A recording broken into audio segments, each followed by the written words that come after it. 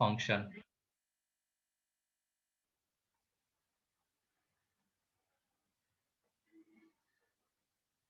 Composite function.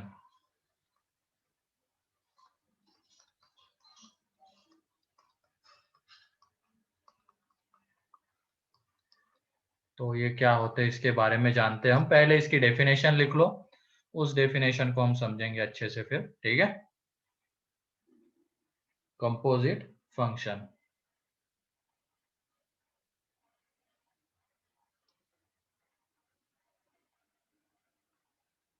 ठीक है, लिखो इसकी definition.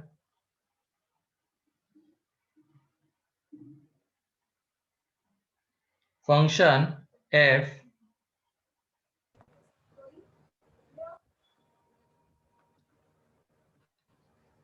function f x to y1 and g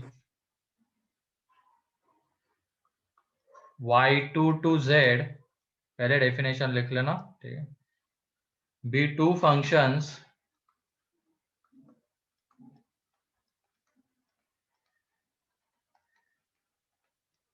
two functions and D is the set of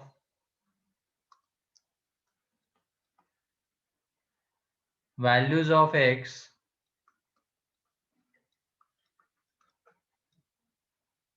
such that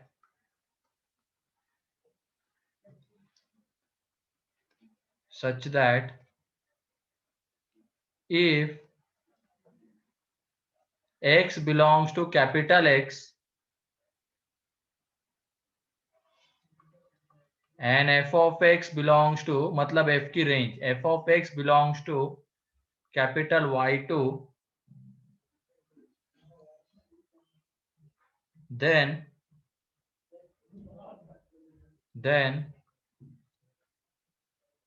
function h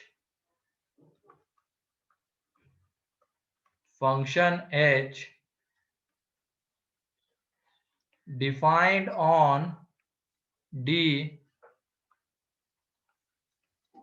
such that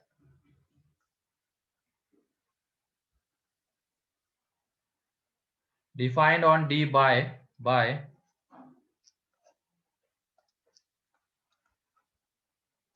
h of x is equal to g of f of x is called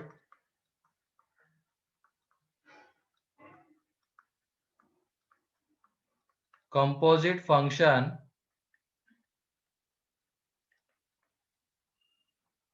of g and f.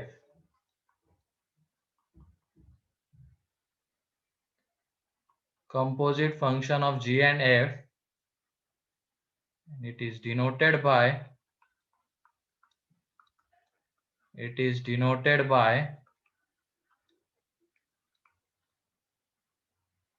Gauff. तो पहले ये लिख लो, इसको समझते हैं हर एक point को इसके।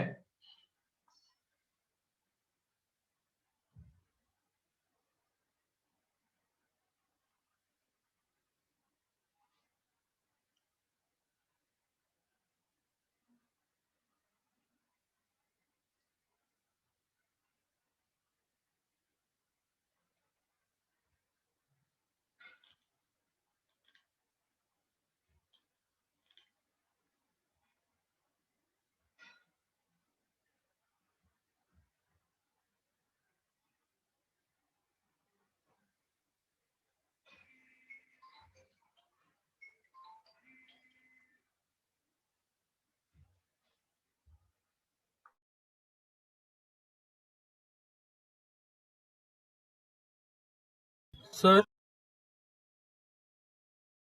हाँ बोलो। सर वो जी जी फंक्शन जी वही y2 to z लिखा है वो, और f of x belongs to y2 वो सेम है y। हाँ वो सेम y2 है, ठीक है।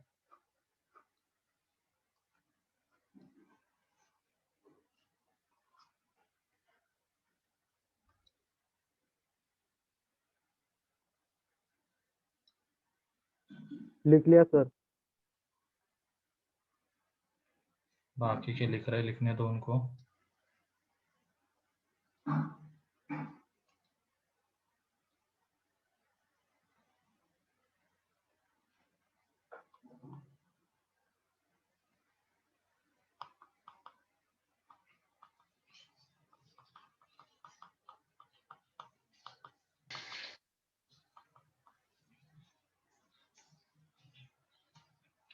ठीक है, अब इसको इससे समझते हैं हमें। तो यहाँ पे ये देख लो, f क्या है, x2y1 एक फंक्शन है, ये उसका डोमेन, ये उसका कोडोमेन। g में y2 डोमेन, z उसका कोडोमेन। दो ऐसे फंक्शंस है, ठीक है। और d एक सेट है x की वैल्यूज का, और वो वैल्यूज कैसी है x की, जो कैपिटल x में बिलोंग कर रही है, ठीक है। ये देख लो, वो x की वैल्यूज किस में बिलोंग कर रही है, कैपिटल x में।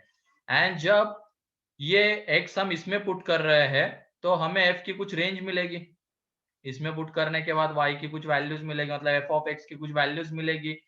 तो वो वैल्यूज किस में बिलोंग करनी चाहिए, y2 में। तब जाके h एक फंक्शन डिफाइन होता है d के ऊपर, जिसको हम इस तरीके से लिख सकते हैं। तो ये अब इससे समझते हैं।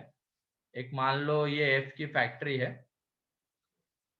ठीक है, और ये g की फैक्ट्री है, और ये अपने फैक्ट्री के अंदर में कौन से एलिमेंट्स को आना अलाउ करेगा, जो उसके डोमेन में बिलोंग करेंगे, ठीक है।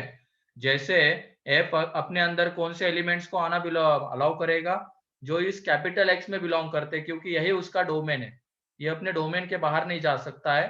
तो जो इसमें लाई कर रहे होंगे वही एलिमेंट्स f में जा सकते हैं, ठीक है। ठीक, तो मान लो यहां से x आया, अब ये x किस में बिलोंग करना चाहिए, f के डोमेन में। तो x बिलोंग्स टू क्या होना चाहिए, कैपिटल X, f का डोमेन, ठीक है। तो इस फैक्ट्री से क्या प्रोडक्ट बाहर निकलेगा, f ऑफ x। x अंदर जाएगा, f में प्रोसेस होके बाहर f ऑफ x निकलेगा, इस तरीके से समझते हैं हम। तो ये x किस में लाई करना चाहिए, f के डोमेन में, तभी वो उसको अपने अंदर आने देगा, और यहाँ से वो f ऑफ x को बाहर भेजेगा, मतलब वो एक तरीके से वो उसकी क्या हो जाएगी, रेंज, ठीक है। ये क्लियर है क्या, यस ये सर। वाला पॉइंट। हाँ हाँ सर। अब उसके बाद f को हमें भेजना है g के अंदर। तो ये कब पॉसिबल होगा, g इसको अपने अंदर कब आना अलाउ करेगा, बताओ। g जब इसको एफ अपने ऑफ अंदर एक्स कब उसके आने देगा, डोमेन में इंक्लूडेड होगा। जब वो g के डोमेन में लाई करेगा। तो इसका मतलब यहाँ पे f ऑफ x किस में बिलोंग करना चाहिए, y2 में। तभी वो g उसको अपने अंदर आने देगा। क्या ये क्लियर है। हाँ सर। एंड यहाँ से क्या बन के बाहर निकलेगा ये, अब g के अंदर में f ऑफ x जा रहा है, and f of x g के डोमेन में लाई करना चाहिए था, तभी g उसको अपने अंदर आना अलाउ करेगा, और यहाँ से प्रोडक्ट बाहर निकलेगा g of f of x।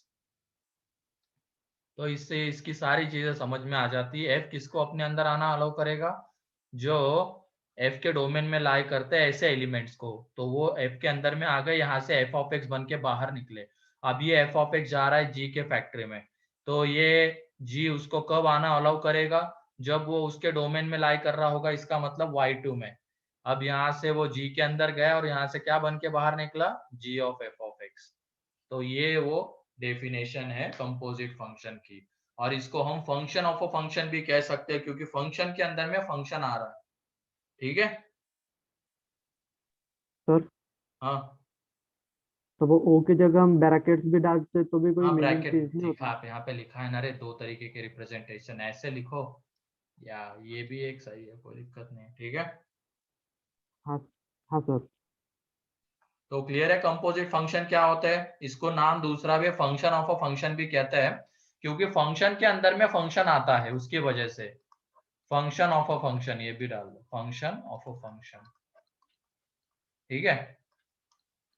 ये भी इसका दूसरा नाम है, क्योंकि फंक्शन के अंदर में फंक्शन आता है। तो इस तरीके के फंक्शंस कब पॉसिबल होते हैं, तो उसके लिए ये सारी चीजें होल्ड करनी चाहिए। तो इस डायग्राम से वो सब समझ में आ जाता है हमें।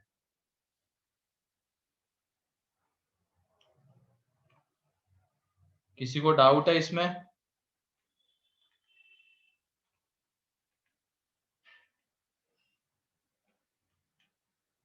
ये एग्जाम के सर सारे लोग नहीं देते क्या? कौन सी एग्जाम सर? जो कल हुई थी तुम्हारी? दी थी ना सर। सारे लोगों की बात कर रहा हूँ मैं, तुमने दी, चलो बाकी। सर ने सिर्फ टॉप 20 डाले। अच्छा, टॉप 20 उसके नीचे भी है क्या? ठीक है, दिया करो एग्जाम, ठीक है। शायद स्कोर कम भी आया है कुछ कुछ बच्चों का, मैसेज भी कर रहे थे कैसे पढ़े, ठीक है। बताता हूँ इस लेक्चर के लास्ट में, टाइम मिलता है तो, वरना बता दूंगा तुम्हें कॉल करके, ठीक है, जिसका भी ये कंसर्न आया था। सर इस संडे मैथ्स की होगी तुम्हारी टेस्ट, ठीक है। सर कौन से टॉपिक पे? फंक्शन, फंक्शन आईटीएफ, ठीक है।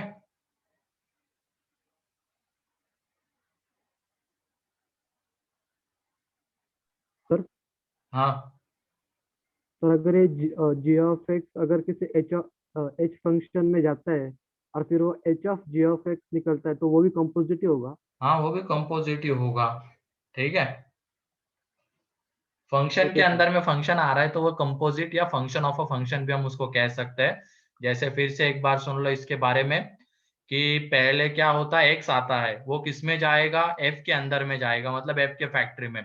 अब एफ उसको कब अपने अंदर आना अलाउ करेगा, जब वो उसके डोमेन में लाई कर रहा होगा। तो देख लो, जब ये एक्स एफ के डोमेन में लाई कर रहा है, क्योंकि हमने अभी जो लिखा था यहाँ पे कैपिटल एक्स एफ का डोमेन है, तभी उसने उसको अंदर आना अलाउ किया।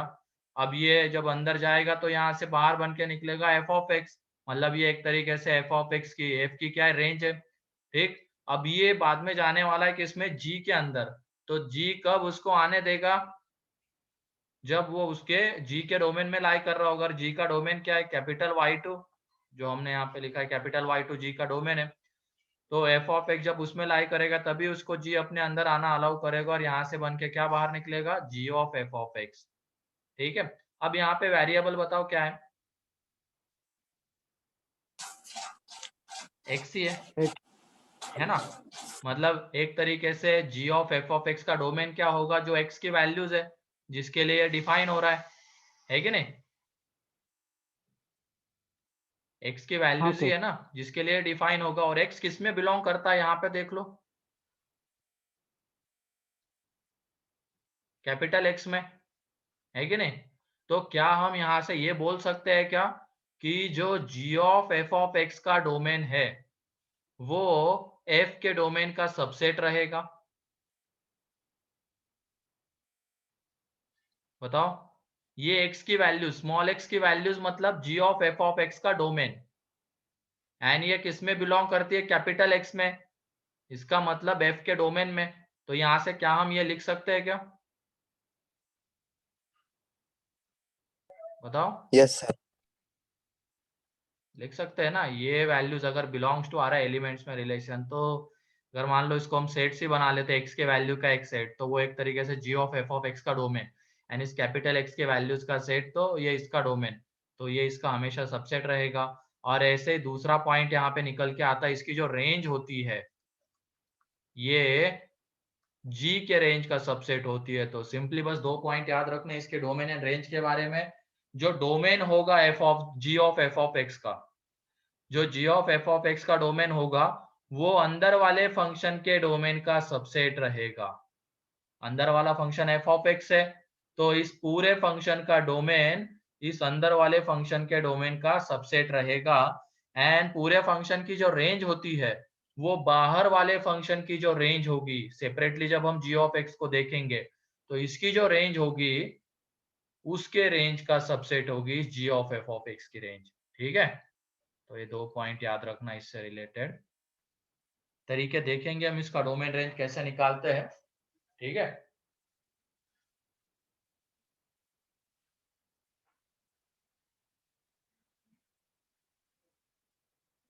अब ये बताओ, अगर एफ ऑफ एक्स इसके डोमेन में नहीं लाई करता है तो क्या जी उसको अपने अंदर आना अलाउ करेगा? नहीं सर। तो क्या No, उस sir. केस में G of F of X exist करेगा? नहीं सर। तो नहीं ये सर. भी एक लिख लेना, G of F of X exist, G of F of X exist if, कब होगा एग्जिस्ट? f of जब x belongs F to of F X of X is subset of domain of G. F of X range of F, range of F ऐसे लिख लेना, इस subset Lies of in the domain. Domain of G. मतलब अंदर वाले की range बाहर वाले के डोमेन का सबसेट होनी चाहिए। ये डायग्राम पूरा वो क्लियर कर देती क्यों ऐसा होना चाहिए। ठीक है,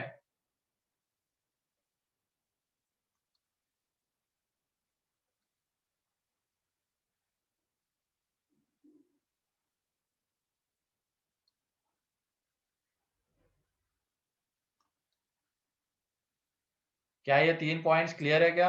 पहले तो ये जी ऑफ एफ ऑफ एक्स कब एग्जिस्ट करता है, तो एफ की जो रेंज है जी का डोमेन का अगर सबसेट रहेगी तो उसी केस में वो एग्जिस्ट करता है। क्लियर? एंड फिर जो डोमेन आता है जी ऑफ एफ ऑफ एक्स का एग्जिस्ट करने के बाद, जी ऑफ एफ ऑफ एक्स का डोमेन वो एफ के डोमेन का सबसेट रहता है, एंड जो रेंज रहती है जी के रेंज का सबसेट। ठीक है, किसी को कोई डाउट इनमें? 3 पॉइंट्स।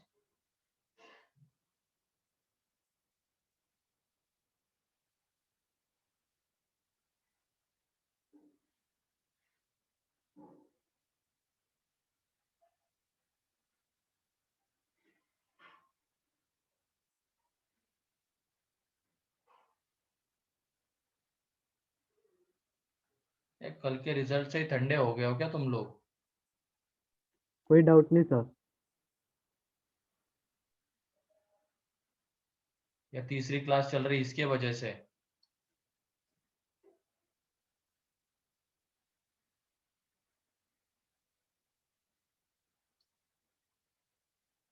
बहुत सारे लोग तुम्हारे बैच में से भी टॉप 20 में दिख रहे हैं। पहले कौन है?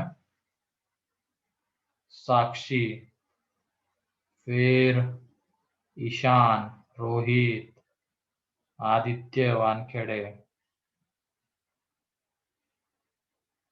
फिर कौन है? प्रशांत, पीयूष, समृद्धि। बढ़िया है। कितने का पेपर था ये?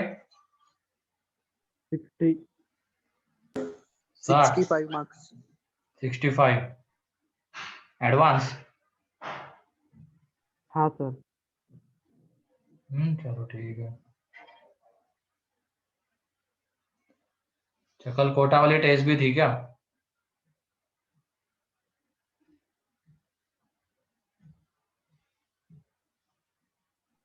नहीं सर। कि तुम्हारा इनऑर्गेनिक बहुत खराब है तो पढ़ लो ना भाई, उसको रट लो।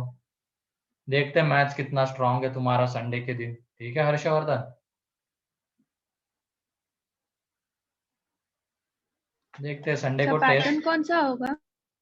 पैटर्न मेंस पैटर्न ही रखूंगा मैं। ठीक है, सर एडवांस पैटर्न की मार्किंग स्कीम बहुत अनसर्टेन होती है। हाँ वो तो होती है। 17 में से 15 क्वेश्चन सही आए फिर भी 37 ही आए फिर। हाँ तो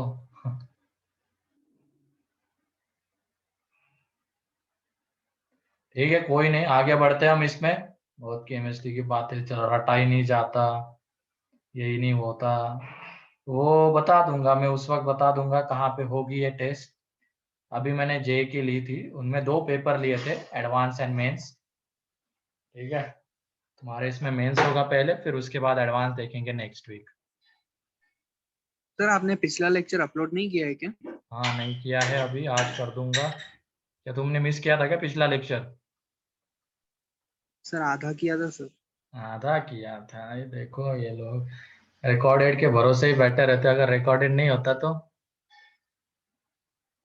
और अच्छी अच्छी चीजें करवाइए लास्ट लेक्चर में, और डालूंगा ही नहीं तो मैं।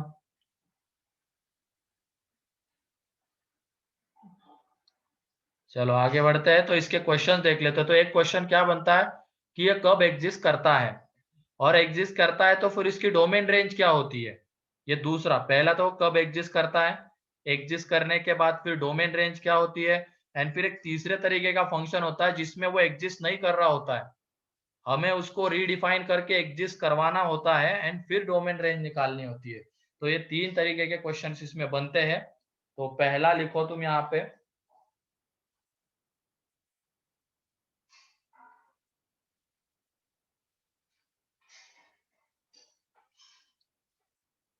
तो पहला है F of X is equal to, हमें गिवन है √x+3, ठीक है, and G of X is equal to given है 1+x²।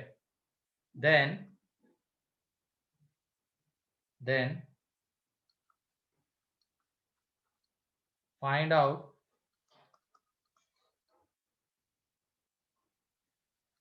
g of f of x and f of g of x exist or not।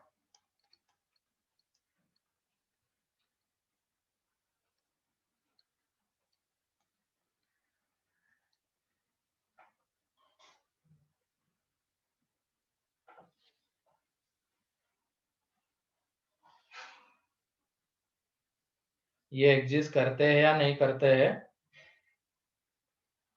इसके बारे में comment करनी है।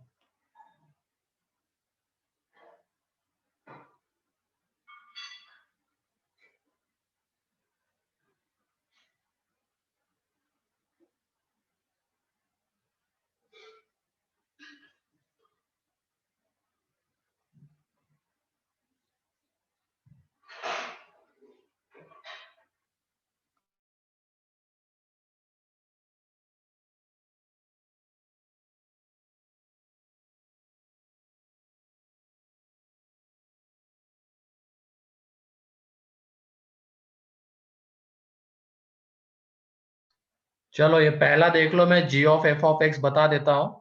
पहले तो क्या करना है, जो अंदर वाला फंक्शन होता है ना, तो उसकी डोमेन रेंज हम लिखते हैं। तो f का डोमेन बताओ तो क्या है, greater than -3, greater than equals to -3, greater than और equals to -3 means -3 to infinity, ठीक है। फिर इसकी रेंज क्या आती है बताओ, greater than or equal to 0, greater than और इक्वल टू 0। अब मैं यहाँ पे कोडोमेन नहीं, अब मैं यहाँ पे रेंज लिख रहा हूँ, ठीक है। लेकिन जब क्वेश्चन में कुछ गिवन रहता है, जैसे ये f a to b, तो यहाँ पे क्वेश्चन में अगर गिवन है तो a होता है उसका डोमेन एंड b होती है उसकी कोडोमेन। लेकिन अभी मैं क्या लिख रहा हूँ यहाँ पे, ये डोमेन लिख रहा हूँ और यहाँ पे उसकी रेंज लिख रहा हूँ, ताकि हमें क्या चेक करना होता है, अंदर वाले की रेंज क्या बाहर वाले के डोमेन का सबसेट है क्या, वो चेक करनी होती है, ना कि कोडोमेन। तो रेंज निकालनी होती है। तो अंदर वाले की जो रेंज है, अब ये अंडर रूट 0 है, 0 से बड़ी वैल्यू देता है, तो ये 0 to infinity। अब उसके बाद जी का डोमेन बताओ, real, r, और इसकी रेंज रेंज क्या है, 1 to infinity, 1 to infinity। देख सकते हो 1 to infinity, y is equal to x²+1, तो वहां से 1 to infinity। अब ये देख लो g of f of x की अगर हम बात करते हैं, अंदर वाला जो फंक्शन है उसकी रेंज क्या है,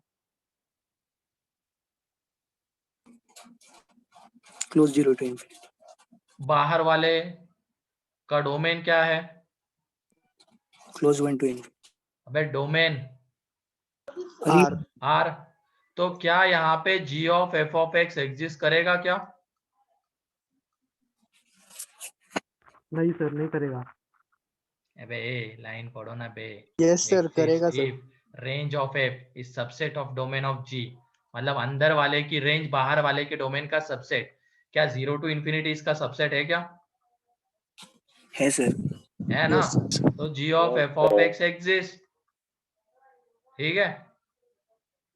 उसके बाद ये बताओ अगर हम F of G of X की बात करते हैं, थोड़ा ऐसा लिखते हैं, पहले जी का डोमेन वगैरह लिखते हैं R2, ये कितना है 1 to infinity, एंड एफ में ये कितना है -3 to infinity, 0 to infinity। तो बताओ अंदर वाले की रेंज क्या है? अगर हम इसकी बात कर रहे हैं F of G of X की, अंदर वाले की रेंज 1 to infinity, एंड बाहर वाले का डोमेन -3 to infinity। इसका मतलब ये 1 to infinity क्या इसका सबसेट है क्या? बताओ। है सर। तो यहाँ पे F of G of X exist करता है, ठीक है, क्लियर है? कोई डाउट किसी को इसमें, कब करता है कब नहीं करता है? बस क्या देखना है, क्या अंदर वाले की जो रेंज है, जैसे यहाँ पे F of G of X में एफ ऑफ एक्स अंदर वाला फंक्शन है, उसकी रेंज 0 to infinity, ये बाहर वाले के डोमेन का सबसेट है, तो ये एग्जिस्ट करता है, ठीक है। सेम चीज यहाँ पे F of G of X में ये एग्जिस्ट करता है, क्लियर है?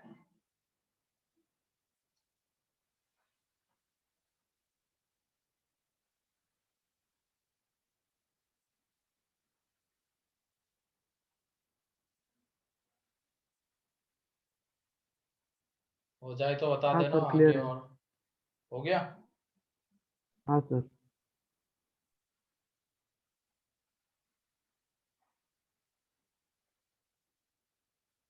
ठीक है, तो चलो आगे बढ़ते हैं।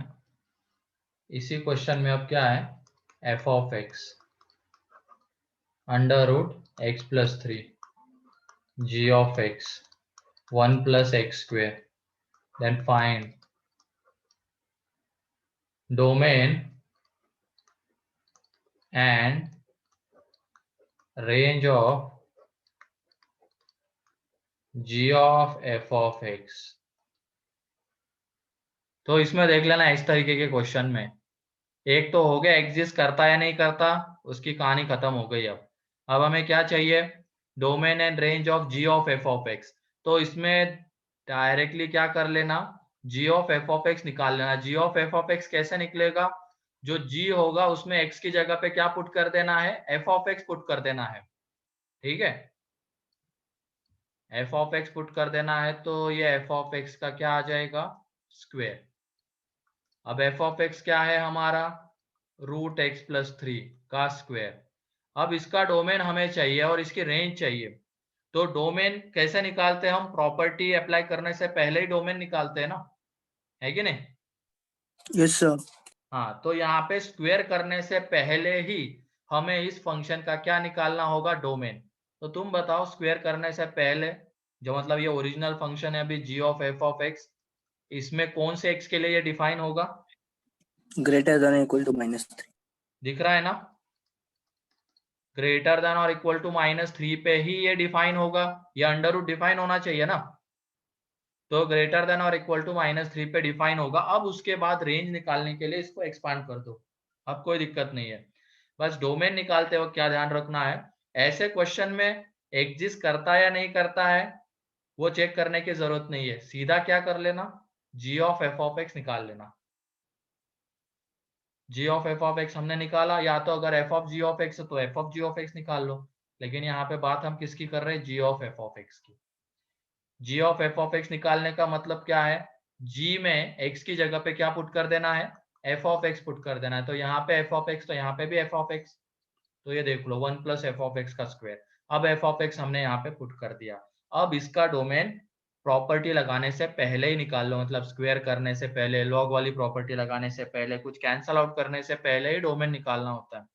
तो डोमेन निकाला तो ये आ गया, तो ये जी ऑफ एफ ऑफ एक्स का डोमेन। अब उसके बाद हमने इसको एक्सपांड कर दिया, तो ये क्या बन गया, 1 + x+3, तो ये आ गया x+4।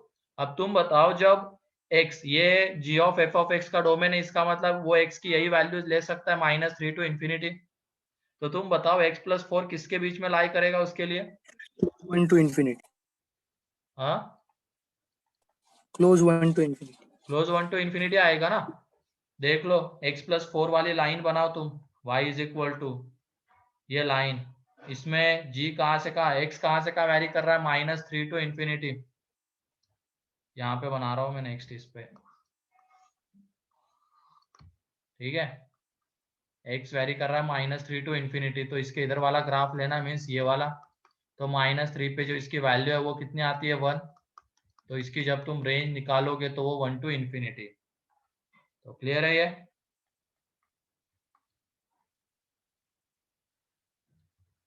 डोमेन रेंज कैसे निकाली गई है, क्लियर है ना?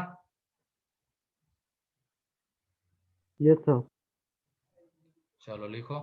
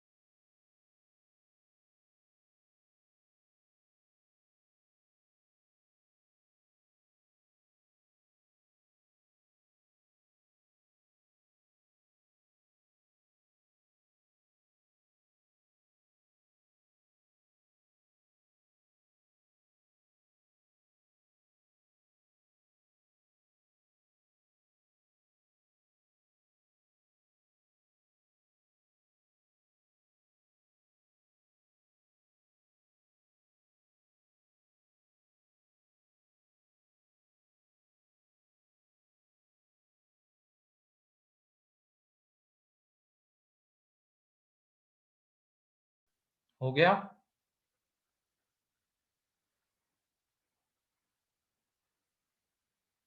हो हाँ गया सर। क्या, बताओ? हाँ सर, हो गया। किसी का बाकी है और?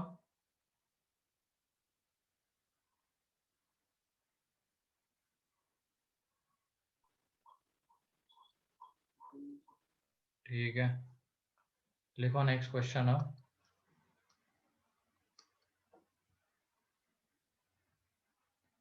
f of x is equal to है x² + 1 and g of x is equal to है sin x - 2। Then find domain and range of f of g of x।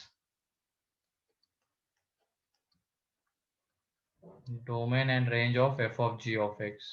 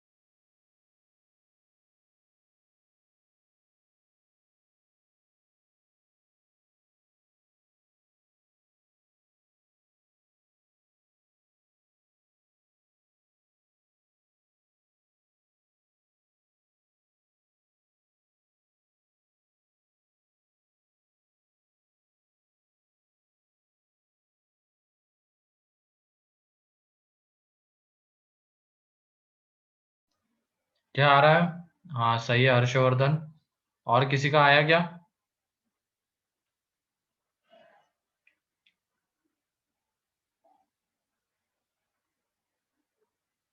Domain phi आ रहा है? अबे पागल हो गए हो क्या? डोमेन फाई, डोमेन रियल है सर। डोमेन आर है ना, ये फाई सर कहाँ से आ डोमेन गया? आ रहा है। हाँ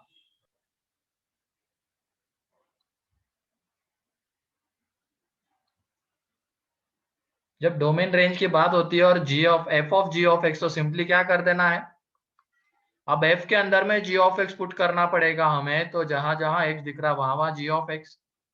तो ये g ऑफ x का स्क्वायर प्लस 1 और g ऑफ x क्या है sin x माइनस 2 का स्क्वायर प्लस 1। अब तुम ही बताओ क्या ये कहीं पे नॉट डिफाइन होगा क्या? No sir. नहीं होगा। तो f of g of x का जो डोमेन है वो कितना आ जाएगा r। अब रेंज निकालनी है तो ट्रिग्नोमेट्री में हमने इस तरीके के क्वेश्चंस किए हैं। तो ये बताओ ये sin x माइनस 2 किसके बीच में वैरी करता है? रेंज निकाल रहे हैं अभी। sin x माइनस पहले sin x माइनस 1 to 1 उसमें माइनस 2 कर देंगे तो क्या हो जाएगा? -1। -3 to -1 सॉरी 1 है ये -2 कर रहे हैं ना तो -3 to -1 उसका स्क्वायर करेंगे तो 1 to 1 to 9। क्या ये क्लियर है? एंड इसमें हमें क्या ऐड करना है f of g of x के लिए 1 ऐड कर देना है। तो 1 ऐड कर देंगे sin x माइनस 2 का स्क्वायर प्लस 1 तो हर जगह Close 1 minus ऐड 2 कर देंगे तो ये 2 और ये 10। तो f of g of x की जो रेंज है वो क्या है 2 to 10। ठीक है क्लियर है अब ये। इसीलिए वो रेंज डोमेन वहीं पे परफेक्ट कर लेना चाहिए था क्योंकि आगे सारी चीजें उसी की चल रही है। बस स्टार्टिंग में थोड़ा कंपोजिट है वो फंक्शन कैसे होता है डिफाइन कैसे होता है कब एग्जिस्ट करता है। उसके बाद डोमेन रेंज के लिए अगेन वही बेसिक कंसेप्ट डोमेन रेंज के आने चाहिए। Sir last page.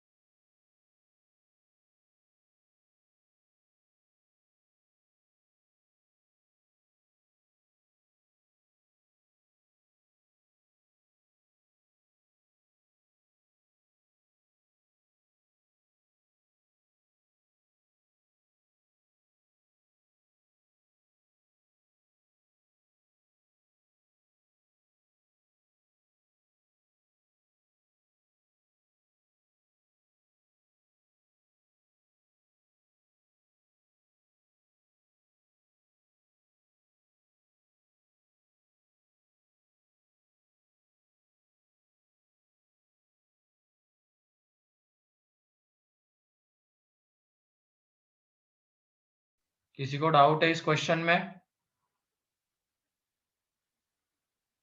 सर हम रेंज ग्राफ से भी निकाल सकते हैं ना?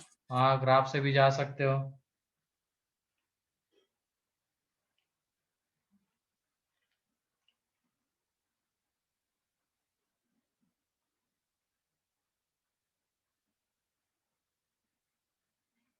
तो ये दो तरीके के क्वेश्चंस क्लियर है ना कब एग्जिस्ट करता है।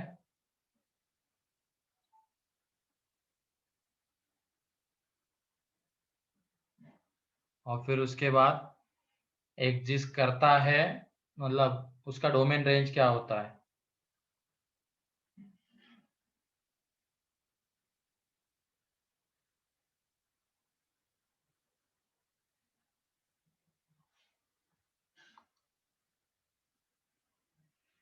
क्या है ये तो ऑर्गेनिक में हम एक कंसेप्ट पे 3-4 थ्योरी पढ़ते हैं और उसकी भी गारंटी नहीं वो राइट निकले एजम्पशन होता है। केमिस्ट्री में तो अब एजम्पशन होते हैं उसमें क्या ही कर सकते हैं बहुत रटना होता है केमिस्ट्री। एनसीईआरटी पढ़ लो तुम एनसीईआरटी इनफ है। ठीक है उतना भी अगर तुम रट लोगे ना इधर उधर की बुक्स करने के बजाय तो उतना काफी है उतने में से ही आएगा इनऑर्गेनिक के लिए खास करके। ठीक है क्योंकि ऐसा देखा गया फिजिकल के क्वेश्चन बहुत कम आते हैं मेंस में ऑर्गेनिक और इनऑर्गेनिक ही भरा हुआ रहता है। तो एनसीईआरटी तुम करते चलो साथ ही साथ केमिस्ट्री में तो खास करके।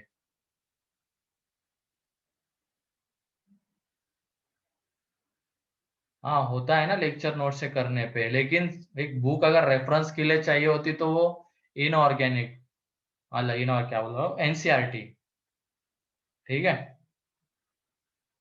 क्योंकि उसके बाहर से क्वेश्चन आने ही नहीं है। एक बुक बस हमें रटनी है जिसके क्वेश्चंस हमें दिखेंगे, 7-8 क्वेश्चन इनऑर्गेनिक के रहेंगे, 7-8 क्वेश्चन इसके रहेंगे, 16 मतलब लगभग 20-25 क्वेश्चन यही ले लेते हैं ऑर्गेनिक इनऑर्गेनिक, और फिजिकल के 5-6 रहते हैं। सर मतलब ज्यादातर इंफॉर्मेशन बेस्ड ही होते हैं। हाँ कि तभी तो केमिस्ट टाइम मैनेज करवाना होता है ना बच्चों से।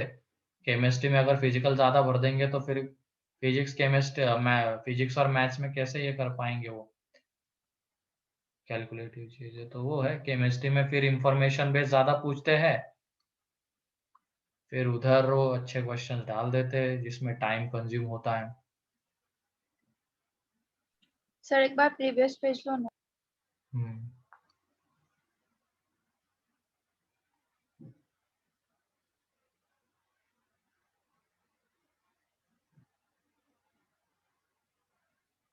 हाँ, मेंस एडवांस से बहुत बहुत ज्यादा इजी होता है, ठीक है। सर नेक्स्ट पेज लो ना। ठीक है वेदांत,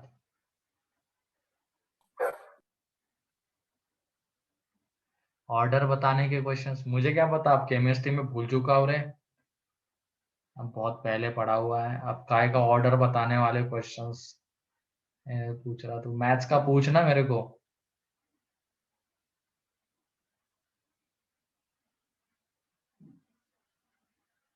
कम टाइम में ज्यादा मार्क्स मिलते हो तो सभी के लिए केमिस्ट्री आसान है ना। अभी थोड़े दिन पहले तो बताया था तुम लोगों को, बढ़िया स्कोर करने के लिए, बढ़िया रैंक अगर चाहिए होती है तो मैथ्स में को स्कोर करना जरूरी होता है। केमिस्ट्री आसान रहता है, उसमें सभी लोग स्कोर कर लेते हैं जो पढ़ते हैं अच्छे से, मतलब एवरेज भी रहता है ना वो बच्चे कर लेते हैं। लेकिन मैथ्स तो ढंग का क्वालिफाइंग तो केमिस्ट्री करवा देगा तुम्हें क्वालिफाई, लेकिन अगर उसमें भी बढ़िया रैंक चाहिए तो तुम्हें मैथ्स में स्कोर करना पड़ेगा अच्छा, क्योंकि मैथ्स तो टफ ही आता है। खास करके एडवांस की अगर बात की जाए बहुत ज्यादा टफ होता है, तो उसमें अगर बढ़िया रैंक चाहिए होती है तो मैथ्स में स्कोर करना पड़ता है, वरना क्वालिफाई तो तुम कर जाओगे। केमिस्ट्री भी अगर करोगे ना सिर्फ, तो वहां पे क्वालिफाई तो वो करवा देगा।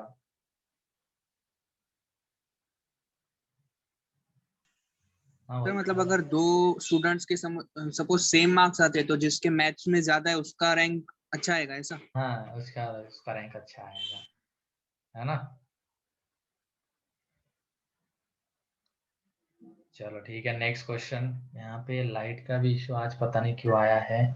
एक क्वेश्चन देख लेते हैं, ठीक है। ये 2 टाइप के हो गए, अब तीसरा और ले लेते हैं। अभी तक तो हमने क्या देखा, सिर्फ F of X and G of X हमें गिवन है, तो डोमेन रेंज हमें खुद निकालनी पड़ रही थी उसकी, जैसे ये एग्जिस्ट करने वाले हमने देखे ना, इसमें डोमेन रेंज हमें खुद निकालनी पड़ रही थी। अब हम ऐसा क्वेश्चन लेते हैं जिसमें वो गिवन रहेगी हमें। Next question,